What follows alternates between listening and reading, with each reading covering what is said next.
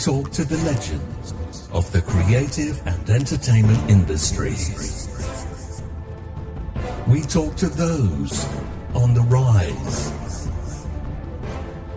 Steen Anthony Nielsen asks about the highs, the lows, and everything in between. This is Outcast Creative, and this is Industry Interviews. Hello and welcome to Industry Interview. I think this is 129 since the channel started about 3 years ago. I'm going to have to check. Now, this interview was unscheduled. It wasn't part of my weekly programming. But over the next couple of weeks, in the lead up to 7 Magnificent Egos, I am hoping to interview as many of the cast as possible. And today I have one of the casts with me, Manos Koutsis, and here he is. Hey, thanks. So, Manos, thanks for coming into the studio today. It was very nice of you to come all this way, just to do this interview. Pleasure. Although, you know, there might have been a rehearsal today as well. Oh yeah, right. I forgot about that. Yeah. Seems like ages ago. It does seem like ages ago because then we had that ridiculously long meeting afterwards. So, but thanks for coming in. Thanks for putting in some extra time on that holy sacred of days, Sunday evening, when we're normally sitting around watching Morse and drinking hot chocolate and that sort of thing. Yeah. So I have a set of questions that I always ask my guests before we get into it. And I haven't prepped you on these. No. So I didn't know you do that. Yeah, I know. We'll start with those. Can you remember the first feature film you ever saw at the cinema as a kid? Peter Pan, the animated one, the Disney one, not on the first release, because that make you about 70 years old or something. Really? No, it must be on re-release, right? Color. It was in color. Yeah. You know, I do remember when color. Are you okay? Yeah. Color's out now. Yeah. No, Peter Pan was the first one. White, yeah, and Hook was the second one. Oh, hang on. So do you mean the live animation Hook? But you saw the Peter Pan, the original Disney? Yeah. Yeah, in color. When the Indians are like kidnapping the kids and stuff. Yeah. Following the leader. I always remember that scene. That scene scared me. Like, I wondered where they were all going. Oh yeah. Right. Yeah. What was that like? As the first movie as a kid? Yeah, I thought it was great, and then I, my parents bought it for me on video, and I watched it every day after that. Yeah. Are you a fan of the Peter Pan analogy in Alien Earth? Oh, I don't know that. What Alien Earth? Yeah. Okay. If you haven't seen it, don't inflict it upon yourself. I'm a fan of the Peter Pan syndrome. Not a fan, but a believer in it, and trying to get out of it. I feel we're getting into a dodgy topic here. Let's move on. What was the last film that you saw at the cinema? The last film that I saw at the cinema was The Joker Part 2. Okay. Yeah, it's been a while, but that was a while ago. What was a television series since The Sopranos, which I think came out in 97, give or take a year? Okay. Television drama series that you watched that you thought, as an actor, wow, this is good. I have to watch all of this, and I want to be in something like this one day.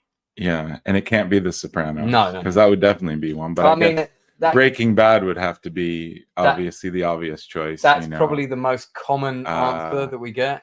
Mad Men. Mad Men's another one that people have mentioned. Yeah, that's a good one. Any others? There's one I really liked. I forgot the name of it, but it's with the guy who plays Ant-Man, and they only did one season, unfortunately. Like where he clones himself. Paul Rudd. Yeah. And it's just like about him, and he gets cloned. Right. And it's about finding yourself, really, And unfortunately, they only did one season because I guess a lot of people didn't like it, but I thought it was a great series. Oh, that's a shame. Yeah. What is your go-to movie to watch vegging on a Sunday afternoon that you can just whack on? And one particular movie? Yeah. Is that the same as one of my favorite movies, or just an easy watch? But a film that you watch at least once a year that you can you can whack on a Sunday afternoon to relax. I mean, it could be that it's the thing, different people like watching different movies to relax, right? I'm not talking about Pornhub here. I'm talking about an actual movie. Oh, right. Okay. Just checking. Yeah. All right. This is a difficult question because To be fair, I don't actually watch movies to relax so much. But I would say The Verdict with Paul Newman. It's one movie that I definitely watch at least once a year. It's a movie I always go back to. Anything by Sidney Lumet. Sidney Lumet. I'm a big fan. Yeah, I mean, he's brilliant. And actually, recently I saw one that he did with Ethan Hawke and Philip Seymour Hoffman. Only the Devil. What was it? Only the. Do you know it? Not. It's not. I nearly said Only the Before the Devil Knows You're Dead. Before the Devil Knows You're Dead. Yeah. And I was blown away by that film as well. And all these, I watch them on Sundays. Yeah. But The Verdict, one of my favorite ones. I don't know. There's something about that film that every time I watch it, I love it because he's the little guy, Yeah. And yet he's so big as a human being. You know what? I haven't watched this movie since I first saw it, but it's got a screenplay by David Mamet, the playwright. Yeah. Yeah, and I remember it being particularly good. But you know what? I might watch this tonight. Actually. Do watch it. You'll be blown away again. Because I haven't seen it in such a long time. Charlotte Rampling, of course, who passed away not that long ago. James Mason with that great voice. Yeah. And I'm James Mason. Are you quite good with the impressions? Not too great. I try. Yeah. Well, we'll come back to that topic later. Yeah. Let's talk about your career. So you're from the United States of America or Canada? No, Canada. Yeah. So you're Canadian. Did you not know that? No, that was I was being. Right. I did that was. I'm Canadian. Yeah. I'm a Greek Canadian. Yeah, Greek Canadian. I'm really Greek by blood. It's just my accent's Canadian because I grew up there. But right. So do you consider yourself more Greek or Canadian? More Greek probably. Yeah. Okay. So is the Canadian depiction in South Park an accurate one, do you feel? No. No. Isn't one of the guys from South Park Canadian? Yeah. I think he's half Canadian. I find it very two-dimensional and quite frankly offensive as a Canadian. I'm joking. No. I love South Park, and yeah, it's a funny little, cartoon version of Canadians, but yeah, I like the way that they blend it with the English. They did something with the Canadians. Oh, right. Having a royal wedding, and they based it on an English wedding. Okay. Oh, nice. Yeah, now definitely breaking with tradition now. I remember, remember that line. Oh, I think I saw that episode. Is that the one with Prince Harry? That's a different one. That's going on the. That was a great one. The privacy tour. Yeah, right. Oh, yeah, brilliant. Tour. The one I liked as well was the Chat GPT episode. That's constant throughout the season now. Yeah. Okay. Wow. So, when did you first decide you wanted to become an actor? Was there a key influence? Was there a teacher, drama teacher, or something like that? Where did you first get involved in? Well, I first decided I wanted to be an actor when I was about 10, 11, maybe 12. I think 11, 12. And then maybe actually a bit before that. But the reason I decided to become an actor was before that I even thought about it. But then my younger brother was born, right? Right. And I lost all the attention from my parents. Which is why anybody becomes a performer, but only joking. But of course, I don't know. I do have a feeling that kind of pushed me to do something where lots of people look at you, Funnily enough, now years later, I don't actually enjoy being looked at so much, like on stage. Like I enjoy being on stage, but not so that people can pay attention to me, if that makes sense. Yeah. Okay. So I gave you a very deep psychological answer to that question, but let me do that again. A psychiatrist. Don't forget, we are live. Yeah. Oh, damn. Our psychiatrist could have a field day with Manos. Yeah. I mean, what was the first time you got up on stage, or the first actual performance you did where there was learning of lines and rehearsals?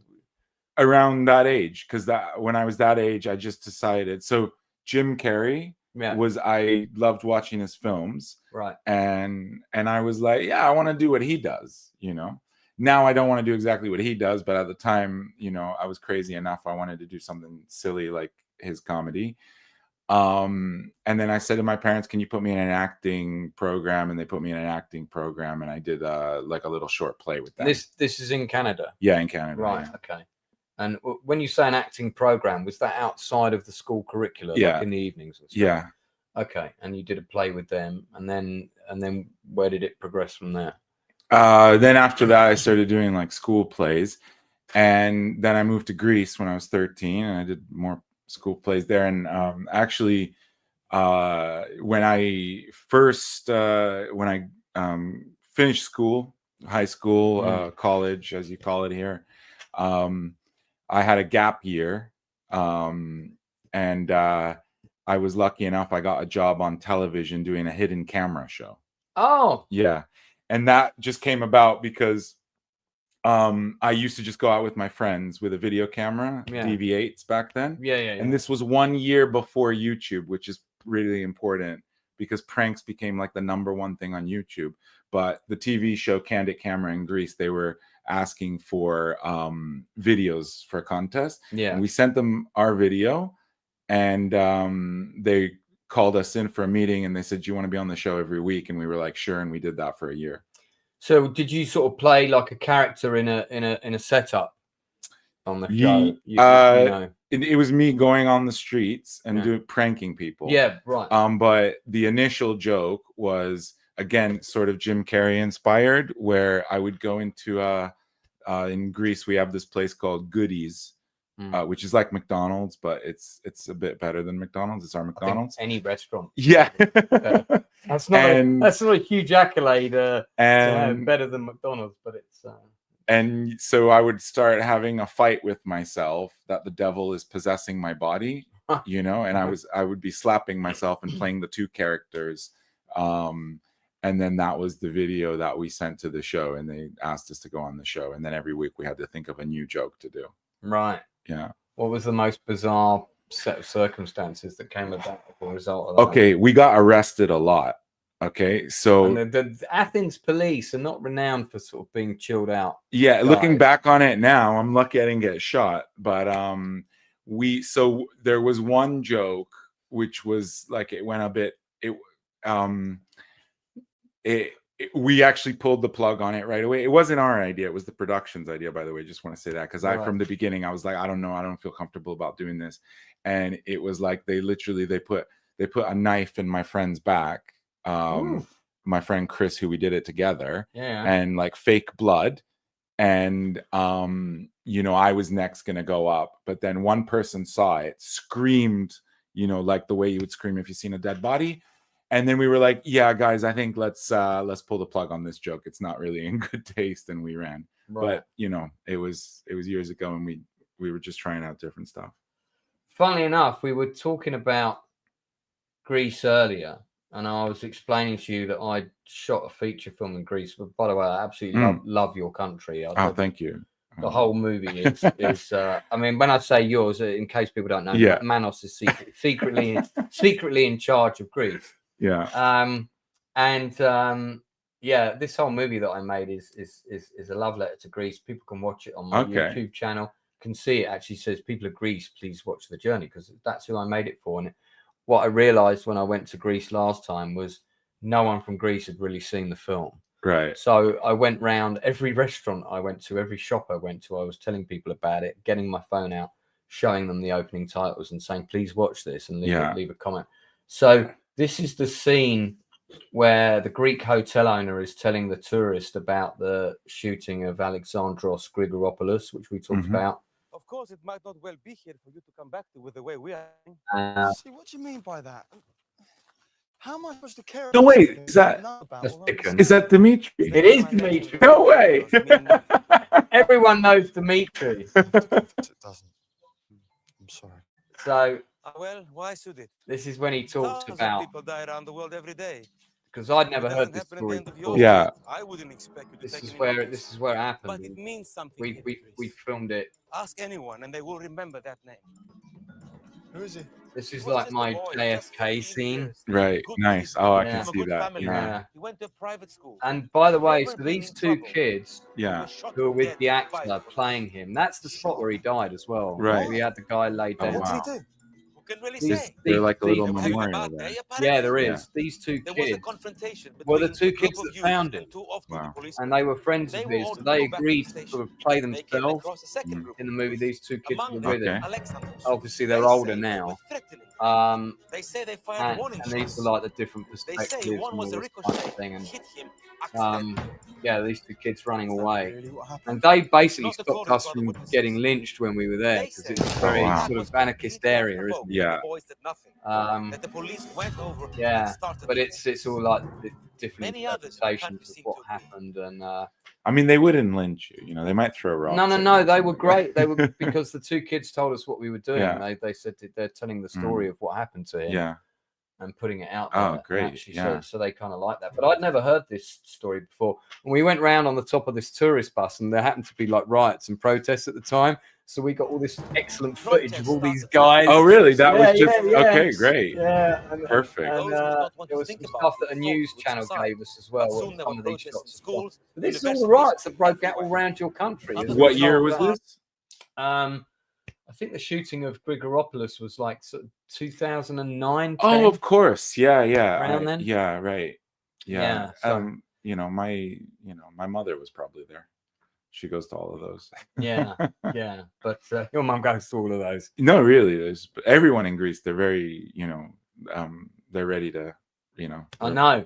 revolt. Did you, and, when you moved there and you were 13 and you sort of continued the acting thing there, did you come across it? I think it's called the Pavlovi Theatre School in Athens, run by this quite well-known sort of Greek theatrical couple. In fact, I'll tell you the name of the school because you know what? They're Pavlov. no, that's Russian. Isn't That's it? the dog, Pavlov. No, I've got the name wrong, but you mean Pavlos something? It's, do you know what? It's on. I'm going to let the titles run in the background, and I'll tell you when it comes up. Okay. But I just wondered if you would have heard of it. Everybody seems to know everybody in Greece. It's funny how you know Dimitri. Dimitri, I just saw him a few weeks ago. Had no idea he was in. And I saw him, and I thought he might be a good Yul Brynner. He's already got the hair for him. He's not quite got the height. yeah. Although I guess we could have made a gag of that. Yeah, no, I've known Dimitri. We did a play years ago here in London, and he flies back and forth all the time. And Yeah, he does comedy as well. He's producing and directing and stuff. Yeah, and all of this. So okay, so after you moved back to Greece, when did you where did you go from there? When you were sort of getting at late teens, where did everything go from there, acting wise, for you? Well, when I was a teenager, Yeah. when I got out of Greece. Yeah. Talk us through the rest of it. Yeah, well, then I came to the UK in 2004. Sort of started working jobs and stuff. I did like a year of acting school in Greece. Yeah. And then I came to London, and I sort of did some Amdram theater shows and stuff. And then I started doing some plays at Theatro Technis. Oh, with George. You ever met George? The Turkish guy. Cypriot. No. Yeah, not Turkish, but Theatro Technis, that's the one near Camden. Yeah, Mornington Crescent. Yeah. Sorry, different guy. And that's where I met Dimitri. Yeah. But then I have met George. Things weren't really like, I felt like I could feel in myself that I was missing something in acting. So I felt like I wanted to do some training. And then I started doing method acting, like taking method acting classes.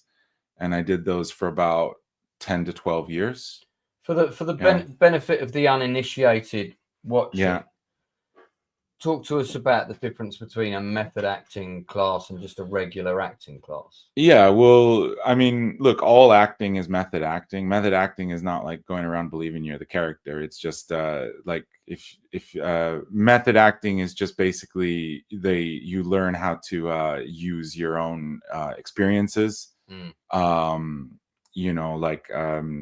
So that you can actually be more fluid when you're doing your work, and it can mean something to you. I mean, that's it in a nutshell, but it takes you a long time to understand what it is. But it's so that you can live it instead of pretend it. Yeah. Do you have a preference? What the other different types of method? Yeah. Well, I did the Strasberg approach. Okay. Yeah, it's interesting when you hear about Lee Strasberg's School of Acting, because him and his wife seem largely responsible for a lot of Marilyn Monroe's mental health problems, depending on who you believe. And Well, I'll tell you what, method acting, all it is just basically you just relate to yourself and your own life experiences. So really the argument there is that, as my teacher used to say, is that it's not that she was driven to mental health issues. Maybe she already just had mental health issues. Yeah. And unfortunately, that is a thing that many people have. But acting is just playing around. It's just using life experiences. So I don't really see how that can, I don't believe it can drive you to, because there's so many other method actors who are still fine and doing films like, Al Pacino and Robert De Niro and so on and so forth. So you're in your 20s, you're in London, living the high life of a young actor. Yeah. Did you have the tash then, or is that a new? No, I have the tash now because I do on the weekends. I play Manuel from Fawlty Towers and René from Allo Allo in with this company called Comedy Dining. So the sort of murder mystery dinner type. Yeah, it's dinner theater, and we go all around the country, doing the shows, and I love it. It's so if you're thinking he looks a bit like Manuel, now you know why. Yeah. So, but as a Greek, I think it suits me as well to have a mustache. I mean, you do look, you look the most Greek I've ever Yeah. seen you. I think if you'd come in with this look, I probably would have thought, I'm not sure if I can see this guy playing Yul Brynner, but let's bring this forward. So, how did you hear about the casting for the play? Simon, who's in the cast, was playing Steve McQueen. Simon Berry, yeah, I hadn't Shout seen out him. Simon. Hey, Simon. Did a fantastic job in the rehearsal today. Oh, yeah, he what was a so brilliant good. Performance. So good. He blew me away. Yeah. It's important to mention his flyering in his joint role as a producer. But fantastic. Yeah, we had a great run through of the whole show today, which I think was super useful to do. And also big shout out to our two understudies that came in as well today. So that was really helpful. Thank you, guys. So Simon and I used to work together at a call center years ago. And then out of nowhere, he just sends me a text message and says, there's this part going and I thought of you for it if you want to audition. Didn't that text message also say, if you're prepared to shave your hair? Well, he said bald cap as well. But yeah, he said what he said was, let's get it on the record. He says this is a bit crazy, but it's a bit out there, it's a bit crazy, but you'd have to shave your hair for this to play this role. And I said to him, yeah, that does sound pretty crazy, which is probably why I'll do it. Right. Well, it's quite funny because actually I did want to shave my head just for a thrill at some point, and then it's funny how that just kind of popped up, but I still haven't done it, and I'll be doing it soon. So, was Yul Brynner an actor you were familiar with? Actually, no. I had heard his name, but I hadn't actually ever seen one of his films. You'd never seen anything of his? Not really. I never saw The Magnificent Seven. That's interesting. I never saw The King and I. Right. Yeah, which is a bit of a slog to get through now. I'll be honest. Yeah. It's a movie of its time. Yeah. And it's a much better stage play than it is a film. Just because musicals, they don't work that great on. They're for the stage. I mean, it's too bad he's not alive today because he'd be a great Lex Luthor. Oh my god, he'd be an amazing Lex Luthor. So yeah, I mean, I'm always interested in different actors' approach to the craft, and obviously, people watching, you can see the immediate resemblance to Manos and Brynner. It's unmistakable. What research did you do? You're going up for Yul Brynner in an audition. What research did you do? What preparation did you do? Apart from obviously you got sent some sides and stuff like that. Yeah, I watched. I found some interviews of him on YouTube. YouTube is just a great tool. You can find anything. I found some interviews and I watched them, and in like a few minutes, I really liked the way he was talking about the craft and acting, and it's exactly the sort of philosophical approach that I have to acting as well, or try to have. And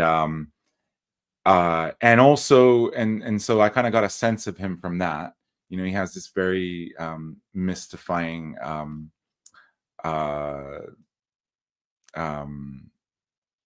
what's the word, not aura,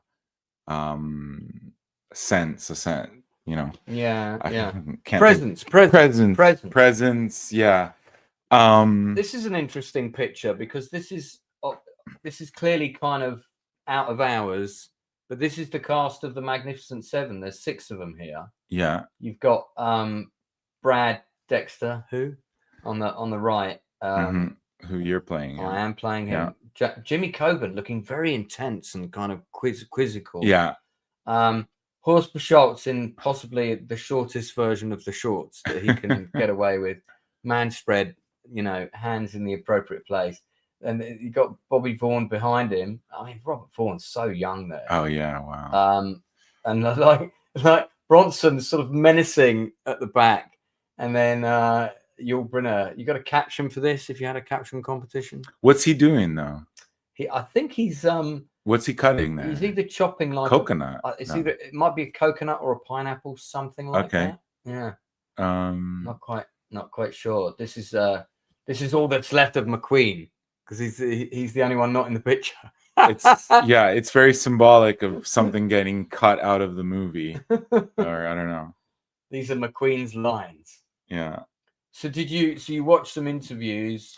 Yeah. And did you try sort of doing some stuff with the voice? Because that was one of the things that when you came in and you read, it was the voice that immediately got me. Yeah, I when I heard his voice, then I understood why, because I a lot of people always tell me I should do voiceovers, but I knew I could do his voice, right, to not maybe a carbon copy, but you know, do it some justice, and it's sort of the same range as mine. You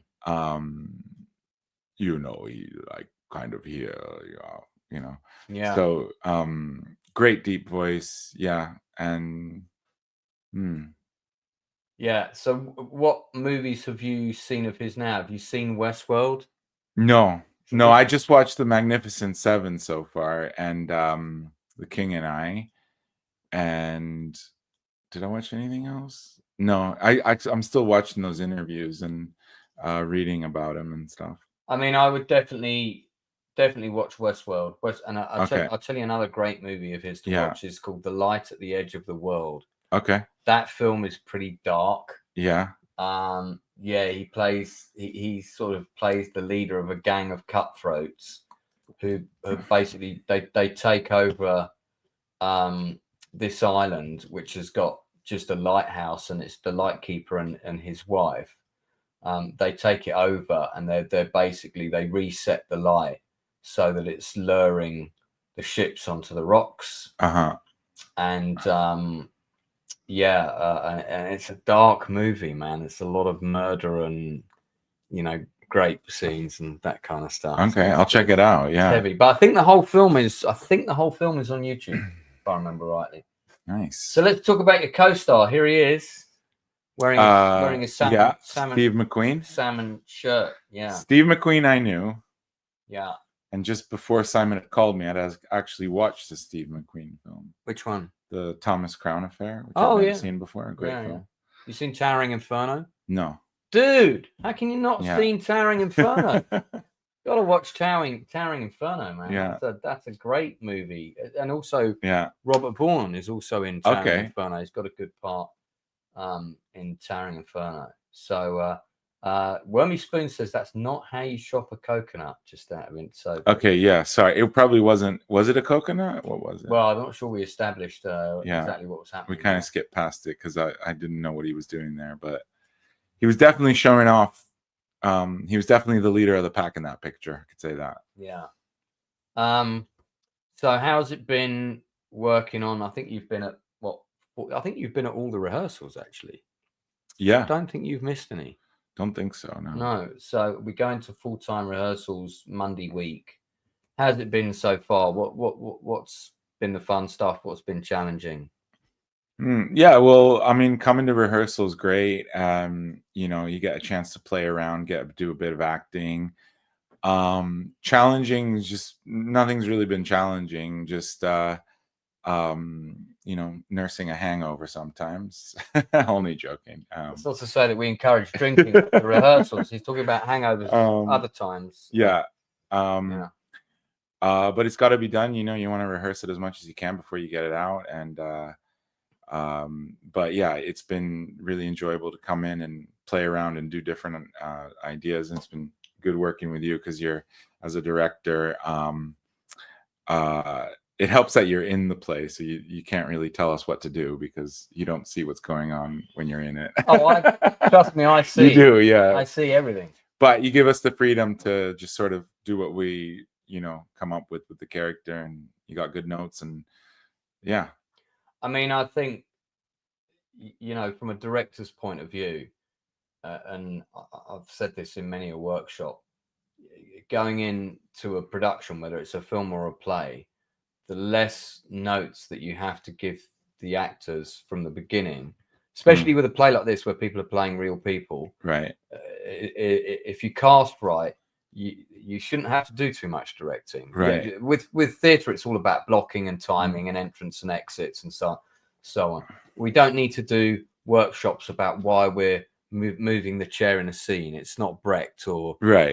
You know, yeah. It's a fun, light-hearted play. We're playing characters that are fun. They're existing characters. The actors can go away and do all their own research, and we're playing caricatures of those people. They're not supposed to be 100% accurate representations. They're hyper satirical representations of the real people. So my job has been more about finding, milking the play for as much humor as possible. Oh yes, say that bit like this. There's been some great ad libs that we've done that we actually have included into the script, which work for the characters. Yeah, and like I said to the male cast that were there today, it's such a fantastic cast. I don't have to give them too many notes. It's more about just shaping stuff. Rachel Percy Art is in the chat. She's one of my regular co-hosts on a Tuesday. Okay. Hi, Rachel. Well, yeah. Rachel, how you doing? So Rachel is a big fan of cats. That's why the cat horn sounds when she comes on. Okay, great. I love cats as well. I prefer cats to dogs. Now it looks like a mustache, but that's actually a small curled up kitten that's sitting on Manos lips right now. Rachel is a very accomplished artist. Okay. And she did some artwork for my most recent book, and also this is this is Adele Andea did the forward for my book, my rave book, Back to Raving at 50. Manos may or may not get a mention in there. Check the thank yous in the back page, and really? Okay. Yeah, I might or not be in there. All right. Yeah. So I'll look out for it next time I'm at Waterstones. Next time you're at Waterstones. Could you leave a copy in there? That's a piece of artwork of Rachel Percy. Just put Rachel Percy artwork into Google. She's a very talented artwork. And that's not AI art. She did all that by hand. Yeah. Oh, really? Yeah. Oh, and then colorized it. I've got the pencil sketch of that as well. So cool. In case anyone doesn't believe it, Rachel missed all the coconut fun. That is true. So, as an actor, do you prefer doing stage or film work? Have you got a preference? I prefer doing stage. Yeah. Why? Just because you get to go all the way through the journey, all in 2 hours or whatever. Yeah. It's a very different experience, isn't it? Film, it's a lot of waiting around, and you don't get that emotional satisfaction until you go to the premiere, and that can be, a year or two later. It's still fun to do films. Oh, cool. And it's like you're putting together a puzzle slowly, whereas you do that in the rehearsals of the play. But going up on stage and seeing the immediate reaction of the audience, I love being in front of a live audience, and it's great. I think we're going to get big reactions in the space. How do you think the audience is going to be on the Friday night when we're almost sold out on Friday, mostly with people from the rave community? Oh, right. Okay. Well, then they're definitely going to enjoy it. I think If they're so. raving, I you think know. I hope they're not raving then, but Yeah. you know, don't want them to be raving in space. Well, you know, we'll definitely take them on a journey. We're going to take them on a journey. That's very true. Do you have like an ideal role? Let's go with theatre first, that you've always wanted to play. Like, you know, every actor says they want to do Hamlet at some point. What's your Hamlet? It would be the doctor or the mayor, either character from An Enemy of the People by Henrik Ibsen. Yeah, that's my Hamlet. Right. I guess. I mean, I could do it. It's just I think you know, you need to be a little bit older to do it, and not necessarily I could do it now, but that's one of my, I want to do that play. Was there a West End production of that with Mark Strong in it? No, that was View. Was that View from a Bridge? That was View from a Bridge. I'm thinking of View from a Bridge. But that's a good play though. And what about all those kind of plays? You know, just anything by Ibsen, anything by Arthur Miller. Do you enjoy going to watch Ibsen and Miller as much as you'd like to be in them? If it's good, yeah. That's I you know, because I've seen some Brecht plays and I've gone, no, Brecht at its best will be good. This is two people in dustbins talking dustbins, and I'm not sure. Look, you're opening up a big conversation here, because I don't blame Brecht, I blame the productions. Okay, I'm sorry, that's just because really, when you know, have you seen the film, you know, the one that comes to mind is Do the Right Thing, Spike Lee. Yeah, that film, that's how Brecht is supposed to be, right? Okay, that tension, right? That's Brecht, right? Yeah. So when you go to the theater, you might not be so lucky to get a production that does that achieves that, has the required percolating pizza restaurant drama. It requires a huge artistic team who know what they're doing. But you know, I'm very severe when I mean, I'm very critical. Like when I want to go to the theater, I can see what it's missing and what its strong points are as well. And I think people don't theater is much more difficult to make it, you know, electric as films, right? Because in films there's a lot more money involved, I guess. One reason, but you know, there's many reasons. But this is a huge conversation, and I don't want people to really know my opinions, but so much. No. But now they kind of do. Too late now. But when it's done properly, a Brecht play you should be like, you know, on the edge of your seat. What's a favorite theater production of yours? Not that you've been in, I mean, that you've gone to see in the West End. Favorite recently, actually. So there's two. The first play I saw when I came to London was actually a great production of Present Laughter by Noel Coward at the National Theatre years ago, and that was great. They do some great stuff at the National. But recently, about a year ago, I think, I saw Plaza Suite by Neil Simon with Sarah Jessica Parker and Matthew Broderick. I love that movie. It's like the three stories, isn't it? Yeah. And I actually Walter Matthau in the original. And I played in that play years ago in Southend. I played one of the stories, the Hollywood producer story. Okay. You know.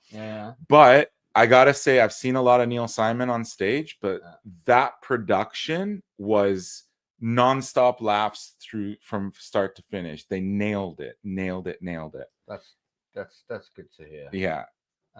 It got terrible reviews. I don't know why, because it was like watching true professionals, you know. Where was that on? Savoy. Oh, okay. I believe it was Savoy. I actually really like that space. Jason Flemyng was in Antarctica there. I saw that a couple of times. I don't think you've been in London when that was on. That was early 2000s, which was also when I met Richard Harris, who used to drink in the Savoy pub. Oh, great. And I came out of seeing Antarctica with Flemyng in it. We were at the bar, and I looked over and I went, God, that guy looks just like Richard Harris. And he went, it is Richard Harris. Wow. And I was like, oh, my God. And I don't know if you've ever seen the film The Wild Geese. No. You never seen The Wild Geese? No. Oh my God. That's Send me the. well, I'll put it on my list. No, dude, I can do better than that. We can like watch a clip of it right now. First, Roger. Yeah, so man, that the whole film's on YouTube. You're gonna have to watch the rest of it now. Okay. You know who wrote the screenplay for that? The guy who did 12 Angry Men. Oh wow. Okay. Yeah, Great. Same writer. Who was it? Reginald Rose. Okay. Reginald Rose. I've seen 12 Angry Men. Oh yeah, so Richard Harris. So I hired out a cinema to show The Wild Geese for my 30th birthday because I wanted to see it on the big screen, and I went over and told him that story. And offered to buy him. I said I would buy you a drink, but I can see you're already, you already had a pint and everything. I said, and I don't want to disturb you any further, but I just wanted to say that. And he said, "Thank you very much. It's very kind." And so he was, he was quite nice. He didn't want to stop for a chat, but he was with his, but it was the only chance. So I thought I've got to take it because my other favorite actor when I was a kid was Richard Burton, and he died very young, or at least died when I was very young. And Harris died about a year later. So that was literally the only chance I had to speak to him. I'm so glad I took it. So if you see Manos in a pub and you want to say what a brilliant actor he is, or just compliment him on his moustache, you absolutely should, because you never know, Don't be shy. Yeah. So with films, which I know you said you're a man of the theatre. What iconic, or maybe not necessarily iconic, but is there a film role or a film IP that you'd like to do a role in? Captain of a starship in a Star Trek franchise, or do you want an alien to explode out of your chest? Is that a goal? Maybe a vampire hunter, could be a role. Yeah, I'd like to play a gangster. I'd like to kill someone with a, either with a gun or, Well, it's been great having you on, man. That would be fun, Like, but that could be like Al Pacino's role in the first Godfather film where he has to kill somebody, or do you mean like the real mean?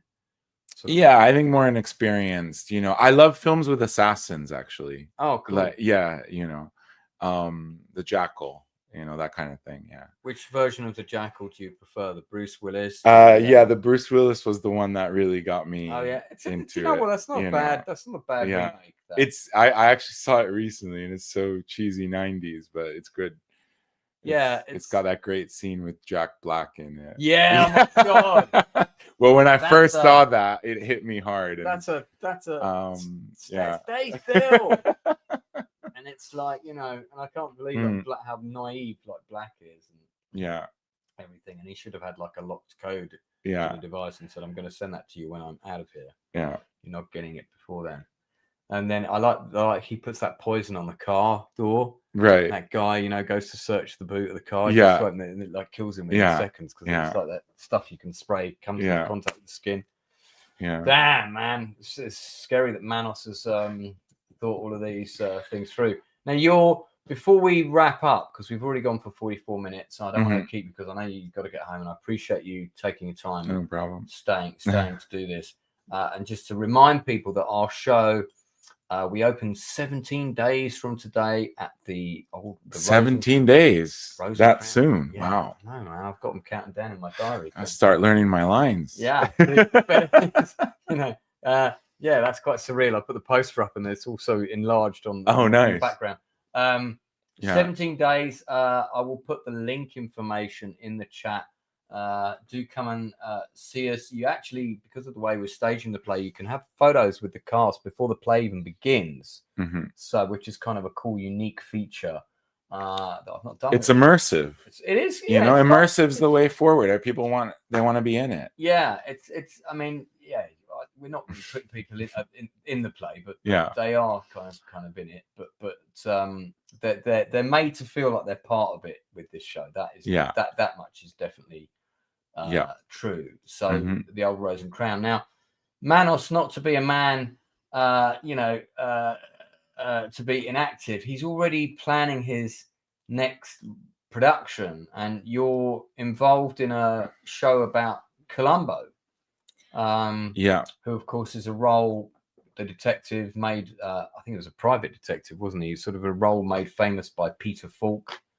I can't remember. Was he a private detective or was he an actual No. detective? He's a lieutenant. He's a lieutenant. Yeah. Okay. So we're doing a play where the character Columbo first appears, because before it was a TV show, it was actually a play by William Link, and the creator of the show as well, and Murder, She Wrote, and a great writer. And anyways, I found the play, and I've always been a fan, and we're doing it in December.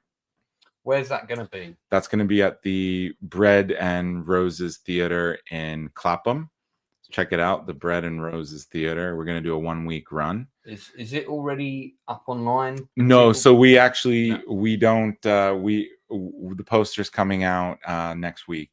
Is there a Facebook page for it or anything like that? Or the production company? For now, we haven't posted anything out yet because we're just finalizing 1 or 2 things with the poster. But yeah, Comedy Now UK, at Comedy Now UK is the Instagram page of the company. So if you'd like to follow us on there, that would be great. It's at Comedy Now UK on Facebook, but mainly Instagram. Give me that address again. I'll just put it in the chat. Oh, and okay, someone's got a question for you as well. Just one more question, sir. Yeah. So it's Comedy Now. Comedy Now. Yeah. UK. No dots or anything. Just at Comedy Now UK. Oh, at Comedy Now. And where are you putting that, into Instagram or something? Yeah. Okay. We'll be advertising on there a lot. But yeah, it's a great play, and it was the play that inspired the show, and it's just like an episode of the actual show. Can we also advertise our play on that? Oh yeah. Okay. Where are you in charge of that? I think. Well, I've already advertised our play on there. Yeah. Right. You mean your play? Well, Yeah. It's our play. Yeah, of course. You're part of the valued member of the I've already production team. posted that. It's I'm a doing collaborative effort. Yeah. I mean, I wrote it, but it's so without the actors, where would the play be? Nowhere. So Wormy Spoons has a question. Ask it now, because we're going to wrap up, sir. But if you're quick, we'll come to that question in a sec. And what about how can people follow you? How can people support you? Where do you want people? You're trying to build up your following. Yeah, at Comedy Now UK, it's basically me. But what about do you have a personal Instagram? manuelstash.com or something? I don't know. It's at Manos Koutsis. Is it, so your Insta is the same as it's same as your name? Yeah. Okay, which I keep it pretty straightforward. I can now remember. And luckily, not many people have the same name as me. Indeed. So, but if you want to follow me there, yeah, I post stuff. And okay, fantastic. And you also have a stand-up comedy night on Thursdays. Do you want to tell us about that briefly? Yeah, we do that at the Covent Garden Social Club. Free stand-up comedy on Thursday night. Oh, I just realized this is not. He hasn't got another question. This is a Columbo question. Yeah, that's what I thought. Yeah, but one more. He said, "Sir." Though he always looks like he's leaving the room. Yeah, and then just one more question, sir. Yeah. I was like, "What's your question? Ask it, mate, quick, because we go." Brilliant. Okay, well, so do come and see Seven Magnificent Egos with Manos Koutsis. Did I say that right? Koutsis. Yeah. No one ever gets it right. Sorry, man. I'm about to have dinner. When I've had more wine, it will come out correctly. No, you were close. A lot of people say Koutsis, which is the incorrect version. Yeah. So, but we are opening a couple of Wednesdays away. It's Wednesday the 15th. I think 3 Wednesdays away. Wednesday the 15th. We're only on for 6 shows. 7:30. I think we go up each night. Is it 7? That's the standard theater time. Standard fringe theater time. 7:30. And we've got 2 matinees. We've got one on the Saturday at 2:00. Also got a show Saturday night, and our final show is Sunday afternoon, the 19th. That's going to be October. Fun. It is. I mean, a Sunday matinee. Yeah, but it's already pretty busy this Sunday, man. Yeah. And that's also when all the YouTubers are coming. So if you're watching, you've got a YouTube channel. There's quite a few big YouTubers in the audience that day. There's going to be a bit of a YouTubers meet up in the pub. So do come down, come and see the show, have a fun time in the pub with the YouTubers afterwards. Listen to Manos throw objects around the room. Yeah. You know, it's all happening. Every night will be different. I never do the same thing twice in a row. Oh, I've got several scenes with him. So, but good then luck. I never say any of my lines. I love throwing off all the other actors. That's what I'm about. Like that's how the good stuff happens. It's so supportive. Yeah. I never say any of my lines the same way twice either. So I mean, Yeah. we're on equal. Great. We're on equal ground. Yeah. Well, look, thanks very much, Manos, for coming in, giving up your time. Sure. Thanks Thank very you. much for watching, guys. Do like and share the stream, and of course, do if you're not coming to the play or you're watching this from America, you can still do a post about our play. You can do a little post on your social media. You can tell people it's happening. We're really keen to try, and we're already nearly at 50% sold, but we really want to sell the show out. So help us make that happen. Our capacity for the venue is not huge, so it's definitely doable. So it's good night from me. Good night from me as well. You missed the cue there. Oh, what was I supposed to say? Because with the English two Ronnies, you go, it's good night from me, and then you say it's good night from him. All right. It's good night from him. Yeah, but you got to say it after me. So I'll say let's do it again. Yeah. It's good night from me. And it's good night from him. That was better.